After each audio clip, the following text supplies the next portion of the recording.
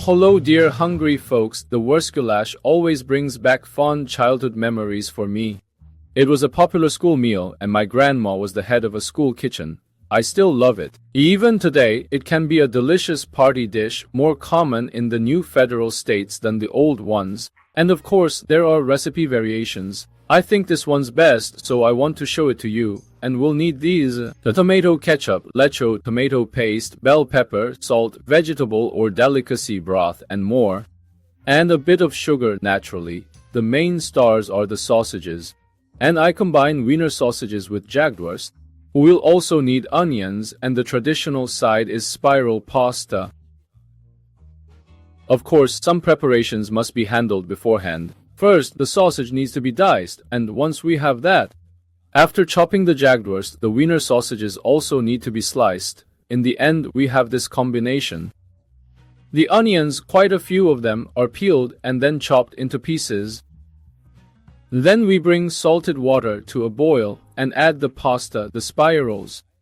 Cook them al dente and then drain them. Now we heat some oil in a really large wide pan, especially if you're making a big batch. Add the onion pieces to the hot oil and sauté them briefly, stirring until they are translucent, which only takes just a few minutes. Now the sausages go into the pan, both types, Jagdwurst and Wiener too. Stir everything thoroughly and then fry until the sausages are lightly browned.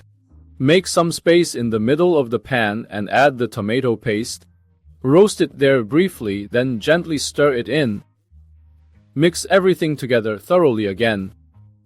Now pour in the ketchup and gently stir it all together over medium heat. And then fill it up with the broth. As mentioned, vegetable or delicacy. Stir it again, and to thicken, sprinkle a bit of flour alternatively. Cornstarch can be used, but you don't have to. It makes the sauce a bit thicker. Gently stir in the flour, and now it's time to season the dish. So season it generously with salt, and also sprinkle some pepper, of course. Add a bit more or less sugar, depending on how sweet your ketchup is.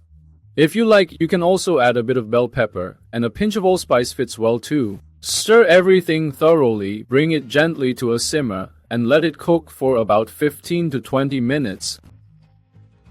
Then add the lecsó, stir it in thoroughly, and gently warm everything up briefly until it's ready.